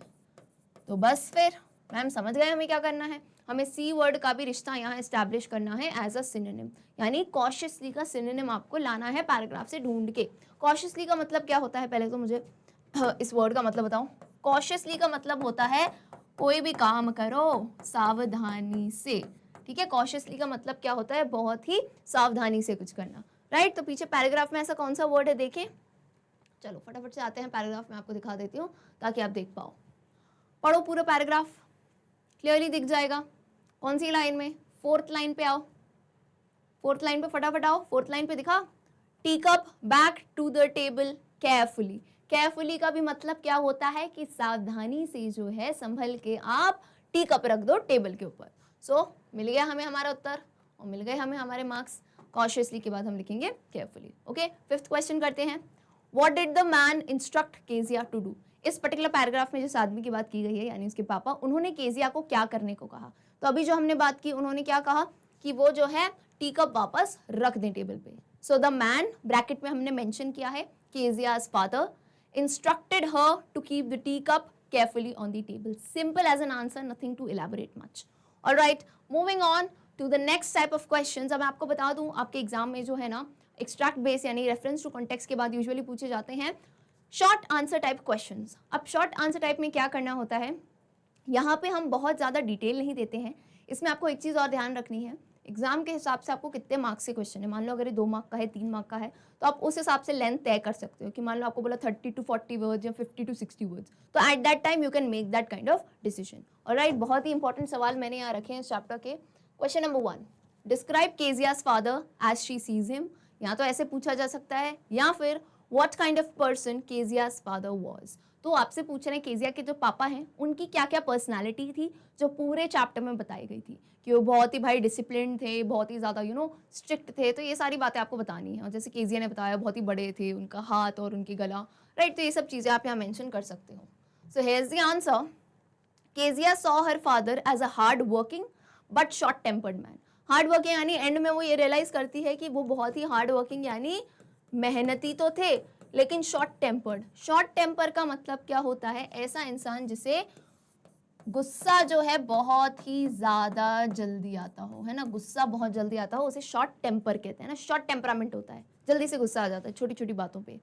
He was very strict, and दूसरी बात तो वो बहुत ही स्ट्रिक्ट थे यानी सख्त थे। He could not spend much time with Kezia as he had a busy schedule। और वो केजिया के साथ ज़्यादा वक्त नहीं बिता पाते थे क्योंकि उनका जो है पूरा स्केड्यूल बहुत ही व्यस्त था। However, he cared for his family and took care of Kezia when she needed it the most। So however, फिर हमने एंडिंग बताई है कि भाई वो अपने परिवार का ख्याल रखते थे, एंड एट लास्ट उन्होंने केजिया का भी ख्याल रखा जब ज़रूरत पड़ी। Okay, so short and sweet answer था शॉर्ट आंसर टाइप क्वेश्चंस में। अगर इसी टाइप के क्वेश्चन अगर लॉन्ग आंसर में पूछे जाते हैं तो आप इलेबोरेट करके बता सकते हैं वहाँ। चलिए अगले सवाल पे आते हैं। What orders were passed to Kezia in the evening when father returned home from office। तो ये बताया गया था कि जब शाम में उसके पापा ऑफिस से घर आते थे तो केजिया की क्या क्या ड्यूटी थी, कि भाई उसे क्या क्या करना होता था। So the orders pass to Kezia in the evening when father return home from office were to go down in the drawing room, यानी नीचे ड्राइंग रूम में जाना है। Take off her father's shoes and put them outside. Take off यानी अपने पापा के जो होते हैं ना, पापा बाहर आते हैं तो पानी वानी पिलाते हैं, उनके जूते उतार के जगह पे रखते हैं, तो उसकी क्या ड्यूटी थी कि उसे नीचे ड्राइंग रूम में आना है, पापा के शूज टेक ऑफ जो बूट्स पहनते हैं उन्हें उतारना है और उन्हें बाहर सही जगह पे रख देना है। She was also ordered to put her father's tea cup on the tea table. अभी हमने पीछे ही देखा और एक और क्या बात कही थी कि वो जब चाय पी लेते हैं तो उस चाय के कप को उठा के वो वापस टेबल पे रख दे। तो ये छोटे से काम हैं जो उसे दिए जाते थे जब पापा घर आ जाते थे। ओके, चलिए question number 3, give one likely reason why Kezia stammered only with her father. अच्छा सवाल है। कोई एक लाइकली का मतलब क्या होता है, मोस्ट पॉसिबल रीजन, यानी संभवतः ये बात रही होगी, ये वजह होगी कि केजिया जो है अपने पापा के सामने स्टैमर का मतलब क्या होता है, हकलाना, है ना, रुक रुक के बोलना जैसे। तो वो सिर्फ अपने पापा के सामने क्यों हकलाती थी। So the answer is very obvious, just because she was very scared of a father. उसे अपने पापा से बहुत डर लगता था, इसलिए वो उनके सामने हकलाती थी। Kezia stammered only with her father because she was afraid of her father and felt nervous in front of him। She tried very hard to say the words properly, and वो बहुत कोशिश करती थी कि वो शब्दों को सही से बोल पाए, लेकिन होता है ना, हम जितनी ज़्यादा जिस चीज़ के ऊपर बहुत फोकस करते हैं या नर्वस हो जाते हैं तो वो और कहीं ना कहीं बिगड़ जाती है। Okay, I hope the answer is clear. चलिए फटाफट से आप नोट डाउन करते जाएं या स्क्रीनशॉट लेते जाएं। आते हैं हम हमारे अगले सवाल पे, question number 4, Why did Kezia's grandmother send her to the drawing room on Sunday afternoons? How did she find her parents there? या फिर पूछ सकते हैं What did Kezia find whenever her grandmother sent her down to have a talk with her parents on Sunday afternoon? तो बात काय की आ रही है, रविवार दोपहर की आ रही है कि उसकी दादी माँ भेजती थी नीचे ड्राइंग रूम में। तो तब क्यों भेजती थी वो, और केजिया जो है क्या पाती थी कि उसके पेरेंट्स सब क्या कर रहे होते थे। So on Sunday afternoon, Kezia's grandmother sent her down to the drawing room to have a nice talk with father and mother so that Kezia would get to know them better। तो क्योंकि वो कहती थी papa mummy से बात करो, है ना, आज वो फ्री होते हैं ताकि तुम उन्हें अच्छे से समझ पाओ। However, Kezia always found her mother reading and her father sleeping on the sofa। पर केजिया बेचारी जब भी जाती थी तो वो देखती थी उसकी मम्मी कुछ ना कुछ पढ़ने में, मान लो मैगजीन या न्यूज़पेपर पढ़ने में बिजी होती थी, और उसके पापा जो है एक ही दिन मिलता था तो थकान के कारण वो बढ़िया सोफा पे जो है खर्राटे भर के सो रहे होते थे। Okay, alright, question number 5, why was Kezia severely punished and beaten by her father, और what made Kezia's father punish her. तो सवाल वही है कि केजिया को अपने पापा से इतनी बड़ी जो है ना मार क्यों पड़ी, उसको सजा क्यों मिली थी। तो ऑफ कोर्स उसने उल्टा काम किया था, इसलिए उसको सजा तो मिली थी. Kezia was severely punished and beaten by her father because she had torn up his papers which contained an important speech written by him. तो उसने क्या किया था, उसके पापा के जो बहुत ही इंपॉर्टेंट एक कागज था जिसमें बहुत ही इंपॉर्टेंट स्पीच लिखी थी, उन पन्नों को उसने फाड़ दिया था, इसी वजह से उसको डांट पड़ी थी. She tore those papers into small pieces and used them to fill the pin cushion that she was making as a birthday surprise gift of her father. और वो पन्ने उसने क्यों फाड़े थे, क्योंकि वो अपने पापा के जन्मदिन के लिए एक पिन कुशन बना रही थी जिसमें उसने वो पन्ने भर दिए थे ना, फिल करने थे. अगला सवाल, question number 6. Describe the nightmare that Kezia had seen. Nightmare क्या होता है, जो बुरा सपना उसने देखा था. उसने बताया था ना बुचर, एक कसाई के बारे में, वो सब आपको एक्सप्लेन करना है. So answer is Kezia saw a butcher carrying a knife and a rope in her nightmare. He had a frightening smile and was coming nearer to her. Butcher, पहले भी बता चुकी हूँ, butcher क्या होता है कसाई को कहते हैं, जैसे जो मीट मांस वगैरह काटते हैं ना, तो उनके हाथ में क्या होता है, इतना बड़ा सा चाकू है, नाइफ, और केजिया के सपने में उसके हाथ में एक रोप भी था. रोप का मतलब क्या होता है बेटा, रस्सी होती है ना. इन हर nightmare he had a frightening smile. उसकी एक बहुत ही डरावनी, फ्राइटनिंग का मतलब होता है डरावनी स्माइल थी, and was coming nearer to Kezia, और वो केजिया के बहुत ही पास आता जा रहा था. She got so scared of him that she was unable to move and cried for her grandmother to help. मतलब वो इतनी घबरा गई थी कि वो बेचारी हिल भी नहीं पा रही थी. और सिर्फ जो है होता है ना छोटे बच्चे नींद में जिसको बहुत ज़्यादा प्रेम करते हैं, जिससे लगाव होता है स्पेशली दादा दादी से, तो बस वो अपनी दादी को पुकार रही थी कि मेरी आके मदद करो. Alright, okay, moving on to question number 7. How did the father comfort the little girl Kezia when she got scared in her sleep? अब जब वो स्लीप में डर गई तो पता है दादी माँ तो हॉस्पिटल गई थी, तो उसके पापा ने ऐसा क्या किया उसको कंफर्टेबल करने के लिए. Her father comforted the little girl Kezia when she got scared in her sleep by taking Kezia with him to his room. तो उन्होंने क्या किया, वो केजिया को, बच्ची को छोटी सी गोदी में उठाया और अपने कमरे में वो साथ में ले गए. He lay down beside her to give her comfort and asked her to rub her feet against his leg to get warm. तो उन्होंने बच्ची को सुलाया एंड वो भी उसके पास सो गए, क्योंकि छोटा बच्चा डरता है तो रहता है ना कोई साथ में रहे. उसके पास में सो गए है ना, वो उनके जो है ना बिल्कुल चिपक के सो गई. वो शर्ट पकड़ ली उसने अपने पापा की, एंड उसके पापा ने कहा रब योर फीट, यानी अपने जो तलवे हैं मेरे पैर के अगेंस्ट अगर रब करोगी ना तो एक गर्माहट फील होगी और तुम्हें डर कम लगेगा. Okay, moving on to question number 8. Kezia was fond of her grandmother. Validate the given statement by giving suitable reasons. तो Kezia was fond. Fond का मतलब क्या होता है, किसी चीज़ का दीवाना होना या किसी चीज़ से बहुत ज़्यादा प्रेम होना या लगाव होना. तो जाहिर सी बात है पूरे चैप्टर में पता चला है Kezia को अपनी दादी माँ से बहुत लगाव था. Now validate the given statement का मतलब क्या होता है, वैलिडेट करना मतलब आपको चैप्टर में ऐसी कौन सी बातें बताई गई हैं जिससे आपको पता चला कि भाई Kezia अपनी दादी से बहुत अटैच थी. जैसे बहुत सारे हम एग्जाम्पल दे सकते हैं.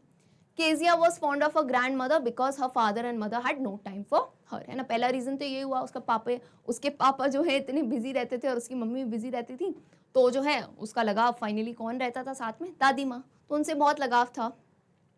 Grandmother loved Kezia and was always very warm towards her. तो वो Kezia से वो भी बहुत प्रेम करती थी और हमेशा वार्म टूवर्ड्स हर, यानी कि जब भी डांट पड़ती थी कुछ भी होता था तो उसको वो अपनी गोद में ले लेती थी, शॉल के अंदर ढक लेती थी, है ना, उसको गले लगाती थी. She was the only companion of Kezia. और वो इकलौती जो है, कंपेनियन का मतलब क्या होता है, पूरे घर में वो उसकी जो है ना इकलौती साथी जो हमारी फीलिंग्स को समझ पाए. Okay, alright. Now moving on to the last type of questions that are long answer type questions. Long answer type में आप डिटेल में आंसर दे सकते हैं. इसमें यूजुअली 4 या 5 मार्क्स के सवाल आते हैं आपसे, एंड इसमें आपको बस ये ध्यान रखना है कि आप जब आंसर लिखें try not to repeat things unnecessarily, कि आंसर खींचना है तो रिपीट करें. अच्छे से पैराग्राफ में डिवाइड करके, फॉर एग्जांपल पहले पैराग्राफ में आप थोड़ा इंट्रोडक्शन दो, बीच में एक्सप्लेनेशन एंड देन लास्ट में कंक्लूजन. तो अगर ऐसे आप सीक्वेंस वाइज रखोगे ना आपको लॉन्ग आंसर में बहुत अच्छे मार्क्स मिलेंगे.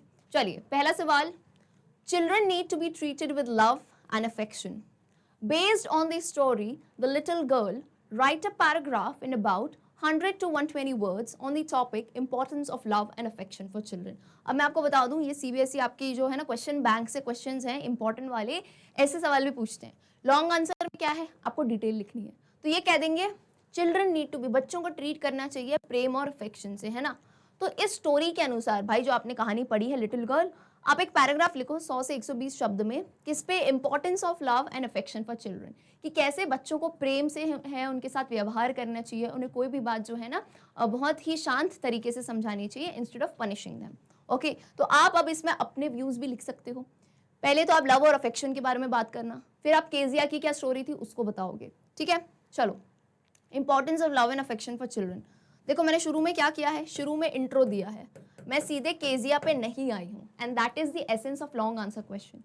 कुछ स्टूडेंट क्या करते हैं, सीधे आ जाते हैं लिटरेचर पे। आपको पूछा है ना लव एंड अफेक्शन, आप थोड़ा इंट्रोडक्शन दो। क्या, children need to be treated with love and affection, being small and helpless they deserve to be treated with love at all times. तो स्मॉल वो छोटे होते हैं और हेल्पलेस यानी सब काम वो खुद नहीं कर सकते, तो उन्हें हम धीरे धीरे प्रेम से, प्रेम व्यवहार से सिखाएंगे, तब जाके जो है ना वो अच्छे से सीख पाएंगे। Parents, care givers and teachers should not punish children और स्पीक रूडली टू देम। तो माँ बाप को, टीचरों को और बच्चों को हर बार जो है बच्चों को पनिश करना या उनसे रूडली बात करना हर बार नहीं करना चाहिए। देखो कभी कभार मैं मानती हूँ ज़रूरत पड़ जाती है ना, बच्चे भी क्योंकि ढीठ हो जाते हैं, लेकिन नॉट एवरी टाइम। हमेशा मैंने तो ये ऑब्जर्व किया है, दो चीज़ों में फ़र्क होता है, पता है, ये तो मैंने खुद ऑब्जर्व किया है। एक तो होता है प्रेम करना है ना, किसी को प्रेम दिखाना बच्चे को, या किसी को लाड में रखना है ना। अब लाड में क्या होता है ना, लाड में बच्चा बिगड़ता है, that is not Prem. Lad is like हम अननेसेसरली उसकी गलतियों को ढक रहे हैं, ये कर रहे हैं। प्रेम इज लाइक आप उसको सही चीज समझाओ, right, with love, not like too much कि अरे मेरा बेटा ये वो। आप ढंग से समझाओ बच्चों को, राइट, ताकि वो समझ पाए, ज्यादा लाड में भी नहीं आए कि मैं तो गलती करूंगा, मुझे पता है मम्मी मुझे फिर भी जो है ना कुछ नहीं कहेंगी। गलती करने के बाद भी प्रेम से व्यवहार करना, यानी उसे सही चीज सिखाओ, सही उसका जो है ना रीजन बताओ कि आपको ये क्यों नहीं करना चाहिए। सो यहाँ पे ये रीजन दिया है, ठीक है, क्योंकि मुझे पता है तुम भी चिल्ड्रन हो, तुम भी बच्चे हो, देख के बड़े खुश हो रहोगे, घर वालों को दिखाओगे कि आप मुझसे रूडली बात मत करो। देखो टाइम्स होता है, हर बार भी जो है ना ऐसे रूडली बात नहीं की जाती है, तो सबको यू नो दोनों एंड से समझना है, कि टीचर्स को, पेरेंट्स को अपने एंड से एंड चिल्ड्रन को अपने एंड से, right. Many parents and teachers believe in the saying, spare the rod and spoil the child, and use it to justify the punishment given to children by them। तो ये एक कहावत है actually, बहुत सारे पेरेंट्स और teachers इनमें मानते हैं, छोटे बच्चों के लिए ये बेसिकली है ना, बहुत ही जो ग्रोइंग एज में, KG1 KG2 में, राइट। तो क्या है, spare the rod and spoil the child. Spare का मतलब क्या होता है, रॉड क्या होती है भाई, मारने वाली रॉड होती है, एंड स्पॉइल द चाइल्ड, इसका मतलब ये है कि आप अगर जो है ना बच्चे को, बोलते हैं ना किसी की जो है ना टाइट नहीं रखोगे, बिल्कुल पकड़ के नहीं रहोगे, लगाम नहीं रखोगे, तो वो बिगड़ जाएगा। तो इस स्टेटमेंट को लेके जो है ना बहुत ही ज़्यादा इस चीज़ को स्ट्रेच कर दिया गया है कि बच्चों को बहुत ज़्यादा इसी कारण बस डांट लगाई जाती है छोटी छोटी चीज़ों में, राइट। उनको इंडिपेंडेंट नहीं रखते हैं कि वो अपने व्यूज़ दे पाएँ। According to research, abusing children does more harm than good, and it is not helpful in leading the children to the correct path. Children who are abused by their parents do not grow well into well balanced individuals। बहुत सारी जगह हैं जहाँ पे बच्चों को सही में बहुत ज़्यादा अननेसेसरली मारा जाता है, लिटरली बहुत ही एक्सेस पनिश किया जाता है, जो कि बहुत ज़्यादा हार्म करता है उनकी मेंटल ग्रोथ को, क्योंकि एक यंग एज में अगर बच्चा डर जाता है ना, ये बहुत ही ज़्यादा उसके लिए भी हानिकारक हो जाता है, राइट। तो as grown up individuals, as parents, as teachers, हमें समझना चाहिए कि बच्चे को हर बार डांटना ज़रूरी नहीं है, चीज़ों को हम अच्छे से प्यार से समझा सकते हैं। Abuse in any form hinders the development of a child and leaves an indelible mark on the mind of the child। Abuse in any form hinders का मतलब क्या होता है, रोकता है, बच्चे की ग्रोथ को रोकता है, और ऐसा बहुत सही है, पता है, ऐसा मैंने ऑब्जर्व किया है। और बच्चे ना बहुत ज़्यादा डेलिकेट होते हैं, तो उनके दिमाग में ना बचपन से एक बात बैठ जाती है कि मुझे इस काम के लिए डांटा गया था, तो वो फिर ना झूठ बोलना भी चालू कर देते हैं। ऐसी बहुत सारी चीज़ें हैं जो पेरेंट्स बहुत ज़्यादा अपने बच्चों को एक्स्ट्रा स्ट्रिक्ट रखते हैं, राइट, बिल्कुल ही मतलब ये नहीं करना है, तो वो बच्चे बड़े होकर बहुत बड़े लायर्स भी निकलते हैं। क्यों? क्योंकि उन्हें पता है मैंने पापा मम्मी को बात बताई तो इतनी डांटा था उन्होंने, तो अब मैं नहीं बताऊंगा। तो ये चीज़ एज पेरेंट्स एंड टीचर्स हमें समझनी है कि बच्चा अगर आके कुछ बताता है तो हमें उसको अच्छे से सुनना है, समझना है, और उसको डांटना नहीं है उस वक्त। हाँ, थोड़े टाइम बाद हम उसे समझाएंगे, लेकिन डांटने से क्या होगा, वो नेक्स्ट टाइम कभी नहीं आएगा आपके पास कि ये मेरी प्रॉब्लम है, ये मेरी दुविधा है, right. And therefore we must treat the children with utmost love and affection and do away with any form of punishment. तो हमें उन्हें प्रेम से जो है ट्रीट करना चाहिए, स्पेशली जो है छोटे बच्चों को। चलिए क्वेश्चन नंबर 2 पे आते हैं। Kezia's efforts to please her father resulted in displeasing him very much, how did this happen. Although तो सारे इंपॉर्टेंट क्वेश्चन है, लेकिन ये और ज़्यादा इंपॉर्टेंट है कि केजिया कोशिश कर रही थी कि अपने पापा को प्लीज करे यानी उन्हें खुश कर सके, मना सके। लेकिन क्या हुआ, एकदम ही उल्टा हो गया। प्लीज करना तो छोड़ो, उल्टा और उसके पापा गुस्सा हो गए थे। तो ये कौन सी बात है, ये वो बात है जहाँ पे केजिया ने सोचा कि अपने पापा के लिए, उसकी दादी ने कहा था गिफ्ट बनाओ, तो वो गिफ्ट बनाने को आई। उसने कहा कि शायद पापा खुश हो जाएंगे, लेकिन उल्टा क्या हुआ, उसने पापा की इतनी इंपॉर्टेंट स्पीच जो है फाड़ दी। Right, so this is how you will code the answer. Kezia's efforts to please her father always resulted in displeasing him very much. The first effort Kezia made to please her father was on a Sunday afternoon when her grandmother sent her to the drawing room to have a talk with her parents. तो पहला instance कब हुआ था, Sunday afternoon को, जब वो पापा को घूर रही थी, right. But Kezia's presence irritated her father because he found Kezia staring at him when he woke up. तो उसने कहा तुम मुझे घूर क्यों रही हो, तुम एक उल्लू की तरह दिख रही हो, राइट। तो वो ऐसे ही चिढ़ गए, मतलब कुछ बात बनी नहीं। Then the next effort that Kezia made to please her father was when her grandmother suggested her to make a pin cushion as a birthday gift for her father. Kezia made the pin cushion by stitching the 3 sides. उसने क्या किया, pin cushion बनाया 3 side stitch करके। However, she could not find anything to stuff with it. उसको stuffing के लिए कुछ मिला नहीं। So what did she do? She found some papers on the mother's bedroom table. She tore them into pieces and filled the cushion with them. और जैसे तो हमें आगे पता है, उसने इस कुशन को फिल कर दिया उन कागजों से। She did not know that these papers had her father's speech that was to be delivered for the Port Authority the next day. Her father was very angry when he came to know that Kezia had torn up her speech. He punished her by hitting her palms with a ruler. Palm यानी हथेली पे जो है उन्होंने scale मारा for touching things that did not belong to her. तो वो उसे सबक सिखाना चाहते थे कि उन चीज़ों को हाथ मत लगाओ जो तुम्हारी नहीं है, क्योंकि वो बहुत ज़्यादा इंपॉर्टेंट चीज़ें हो सकती है। तो बेचारी केजिया करना तो कुछ अच्छा चाहती थी, लेकिन उल्टा हो गया। Okay, question number 3. Kezia decides that there are different kinds of father. What kind of father was Mr. McDonald and how was he different from Kezia's father? तो सवाल यह है, केजिया को पहले फिर बाद में समझ आया कि अलग अलग प्रकार के पिता होते हैं। अब आपको बताना है उनके जो पड़ोसी है मिस्टर मैकडोनल्ड, वो किस तरह के पिता थे, एंड केजिया के फादर और उनमें क्या क्या डिफरेंसेस थे, क्या फर्क था। Kezia compared her father with Mr. McDonald, who lived next door with their 5 children and was their neighbor. तो केजिया ने अपने पापा की किससे तुलना की, मिस्टर मैकडोनल्ड से, जो उनके पड़ोसी थे, जिनके 5 बच्चे थे। Mister McDonald was a loving, gentle and forgiving father, यानी वो कैसे थे, बहुत ही प्रेम पूर्वक थे, बहुत ही जेंटल थे, एंड फॉरगिविंग, फॉरगिविंग यानी उनके बच्चे कितनी भी मस्ती करे, उन पे पानी का पाइप डाल दे, लेकिन वो माफ कर देते थे, वो गुस्सा नहीं होते थे। Whenever she looked at their house, she saw that he was always smiling and playing with his children, and जब भी वो उनके घर की तरफ देखे, वो यही पाती थी कि वो बढ़िया हंस रहे हैं और खेल रहे हैं अपने बच्चों के साथ। He treated his children in a friendly manner. Unlike Kezia's father, he never punished his children. He played with them whenever he was free.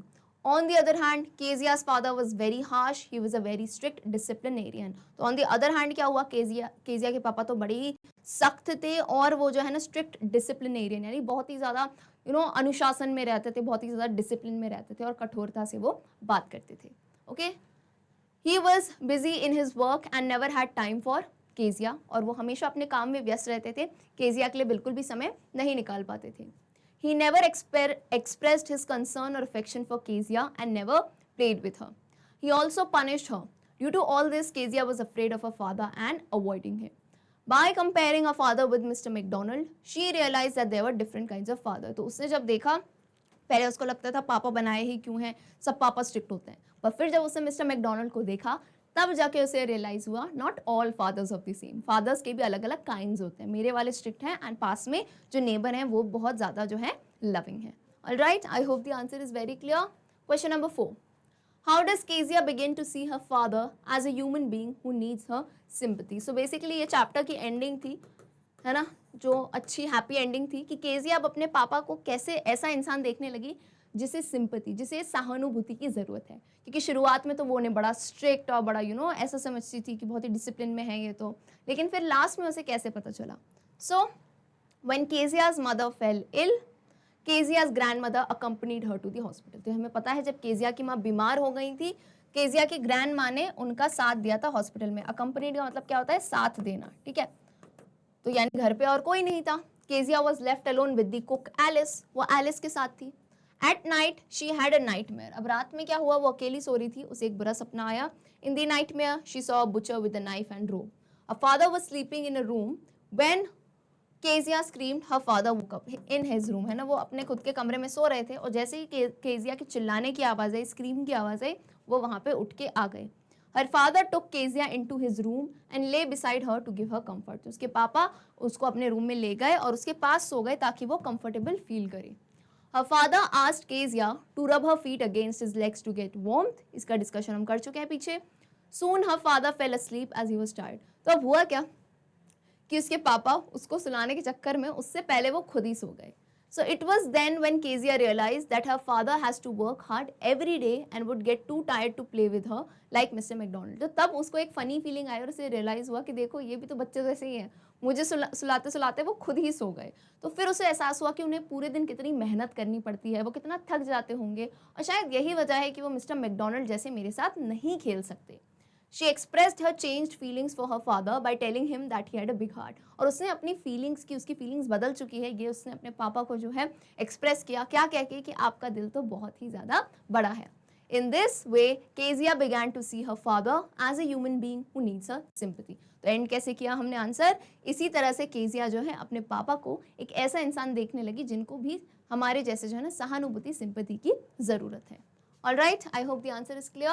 So my dear students, with this we end the session for the little girl MIQs. Hopefully सारे important सवाल आपने note down किए होंगे and अगर video आपको useful लगता है तो अपने सभी जो है ना क्लास 9 के फ्रेंड्स के साथ शेयर करें ताकि इसका बेनिफिट वो सब भी ले सकें एंड एग्जाम में जो है आपको बहुत ही ज़्यादा अच्छे मार्क्स आए। वीडियो पसंद आता है तो वीडियो को लाइक ज़रूर करें एंड कॉमेंट करके अपने व्यूज़ बताएं ताकि हमें भी जो है मोटिवेशन मिलता रहे। Let me tell you, Magnet Brains Hindi medium आपकी कराता है पूरी फ्री तैयारी, यानी हमारा चैनल किसी भी टाइप का कोई भी चार्ज नहीं लेता है। क्लास 9 की इंग्लिश की फुल प्रेपरेशन मैं करा रही हूँ आपको नीचे डिस्क्रिप्शन में फुल प्लेलिस्ट लिंक दिख जाएगी जहाँ से आप सारे चैप्टर्स एंड सारी पोएम्स को एक्सेस कर सकते हैं। So my dear students, see you all in the next class. तब तक के लिए गुड बाय।